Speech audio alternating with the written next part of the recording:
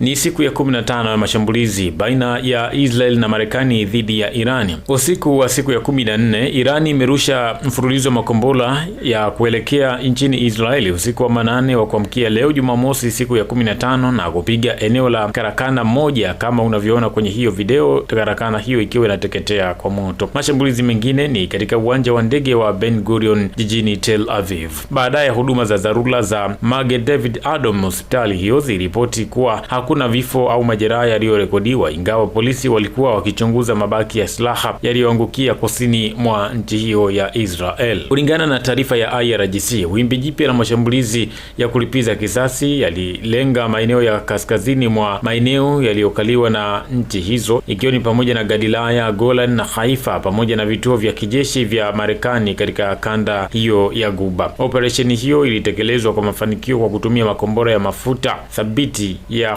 Khaibar Shekan na Shekan Basta, makombora ya mafuta ya kadri, ndege zisizo na rubani zenye nguvu ya uharibifu.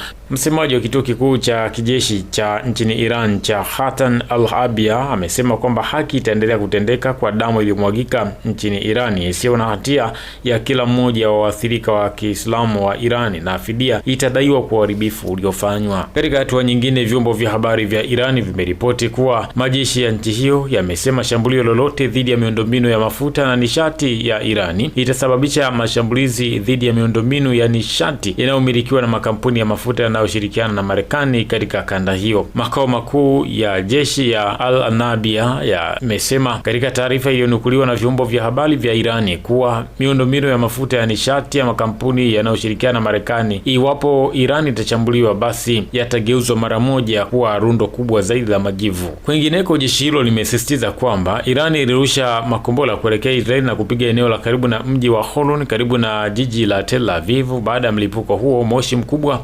umeonekana angani juu ya jiji la Tel Aviv kama unavyoweza kuona kwenye hiyo picha, jambo lililosababisha taharuki kwa wakazi wa eneo hilo. Wakati hayo yakiwa yanaendelea, na wakazi katika maeneo kadhaa nchini Israeli wameandamana wakiitaka serikali ya nchi hiyo iache kushambulia Irani, kwani wao wanateseka kwa kukosa makazi. Kwa mujibu wa taarifa za Associated Press, king'ora cha tahadhari ya mashambulizi ya anga kililia katika maeneo kama Jerusalem na kombora liliripotiwa kupiga eneo la wazi katika mji wa Holon ambao ni mji wa karibu na Tel Aviv. Hata hivyo, ripoti nyingine zinasema kuwa baadhi ya makombora ya Irani yaliweza kupenya mifumo ya ulinzi wa Israeli kama vile Iron Dome na kusababisha moto au uharibifu katika maeneo ya kati ya Israeli. Jeshi la Irani limewasihi wakazi wa nchi ya Falme za Kiarabu kujiepusha kukaa kwenye maeneo ya bandari na vituo vya bandari kwenye maeneo hayo, likionya kwamba maeneo kama hayo yanaweza kuwa shabaha yake zinazowezekana kadri mzozo wa kikanda unavyozidi kuongezeka. Hii ni kwa mujibu wa ripoti ya jarida la habari la AFP.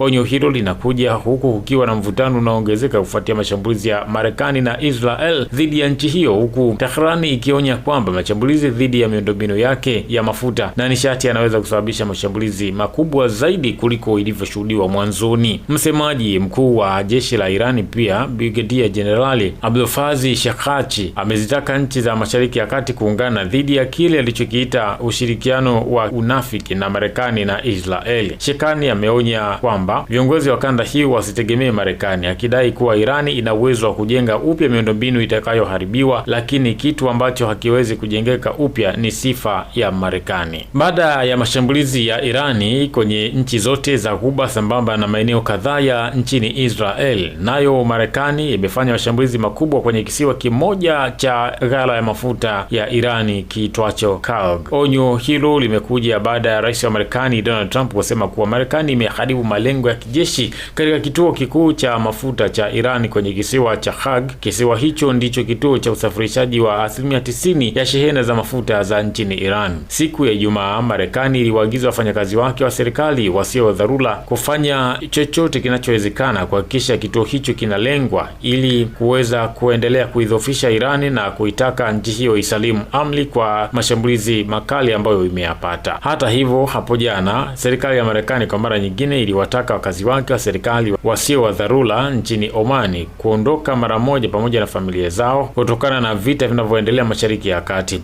Wizara ya mambo ya nje ilieleza kuwa ushauri kwa raia wa Marekani unahusu hatari za usalama, ikibainisha kitisho kinachoendelea cha mashambulizi ya drone na makombora kutoka nchini Irani. Nchini Oman, watu wawili wameuawa na droni kaskazini mwa Oman, huku Irani ikiendelea kulipiza kisasi chake. Wakati nchini Katari mlipuko ilisikika katika jiji la Doha Jumamosi ya leo. Wizara ya ulinzi ya Katari imesema jeshi lake pia lilinasua na kudungua makombora kadhaa yaliyolenga nchi hiyo. Waandishi wa habari wa AFP wanasema waliona mifumo ya ulinzi ikitungua makombora mawili katika mji huo wa Doha. Naye rais wa Marekani Donald Trump amesema kuwa siku ya Ijumaa Marekani ilishambulia kwa mabomu kambi za kijeshi katika kisiwa ambacho ni muhimu kwa mtandao wa mafuta wa Irani. Wakati huo huo, ofisi yake mara moja pia imesema kwamba wanajeshi takribani wa majini, yani Marine Corps 2500 na meli za kivita za mashambulizi ya majini na nchi kavu wametumwa Mashariki ya Kati, ikiwa ni takribani wiki mbili tangu kuanza kwa vita na jamhuri hiyo ya Kiislamu. Nayo Israel imeendelea kufanya mashambulizi makubwa nchini Lebanon kufuatia kulipiza kisasi kwa kundi la wanamgambo wa Hezbollah baada ya kifo cha Khamenei, kwa kile walichowapa kwamba hawatokaa kimya, ambapo mpaka hivi sasa mashambulizi ya Israel nchini Lebanon kwenye mji wa Beirut umesababisha vifo vya karibu watu 800 huku takribani watu 850,000 wakipoteza makazi yao, na Israel ikiendelea kufanya mfululizo wa mashambulizi makubwa dhidi ya wapiganaji wa Hezbollah na mkono na Irani, ikionya kuwa haitapunguza kasi yake ya mashambulizi. Katika mahojiano na kituo cha Fox News, Trump pia amesema vita hivyo vitaisha pale ambapo nafsi yake itahisi kuwa una uafadhali, akizungumza kwa lugha ya Kiingereza will end when I feel it in my bones. Pia ameonekana kuwa na tahadhari zaidi kuhusu uwezekano wa Irani kuipindua serikali ya nchi yao, kwa kile ambacho ameendelea kusisitiza kwamba yeye ni msaada kwa raia wa Irani ambao wanataka mapinduzi ya serikali yao. Amesema nadhani hicho ni kikwazo kikubwa kukipanda kwa watu ambao hawana silaha. Trump amesema akitaja kikosi cha wanamgambo wa Basij cha Irani ambacho kimekuwa na nafasi kubwa katika kuzima maandamano ya hivi karibuni nchini humo. Hata hivyo, kama unavyoshuhudia kwenye hiyo picha, ni amphibious USS Tripoli, meli bora kabisa ya mashambulizi ya Kimarekani ambayo sasa hivi inaelezwa kwamba inaelekea nchini Irani, ambapo ina takribani wanajeshi 2500. Inafanya moja ya mashambulizi makubwa zaidi kwenye ukanda wa Mashariki ya Kati, ambapo maafisa wameiambia shirika la habari la AP kuashiria uimarishaji mkubwa wa uwepo wa jeshi la Marekani katika eneo hilo la mgogoro. Afisa huyo ambaye hakutaka jina lake litajwe amezungumza mipango nyeti ya kijeshi. Amesema vipengele kutoka kitengo 31 cha usafiri wa baharini na meli ya mashambulizi ya amphibious USS Tripoli vimeagizwa kwenda Mashariki ya Kati. Hatua hiyo inaashiria ongezeko kubwa la wanajeshi katika eneo hilo. Wanajeshi wa majini tayari wako Mashariki ya Kati wakisaidia operesheni dhidi ya Irani. Maafisa hao walisema. Pentagon nayo haikutoa maoni zaidi kuhusu mpango wa mkao wa siku zijazo ilipoulizwa kuhusu shirika la Adonai AA. Hata hivyo, mpaka hivi sasa bado raia kadhaa nchini Marekani wanalalamika kwamba kwa nini Marekani bado inaendelea na vita nchini Irani wakati ambapo inaingia gharama kubwa zaidi kwa matumizi ya kivita, ambapo mpaka hivi sasa ni takribani dola milioni 10 za Kimarekani zimetumika kwenye vita ya takribani siku 15 nchini Irani kwa ushirikiano na Israel. Hii ni Msasa Media.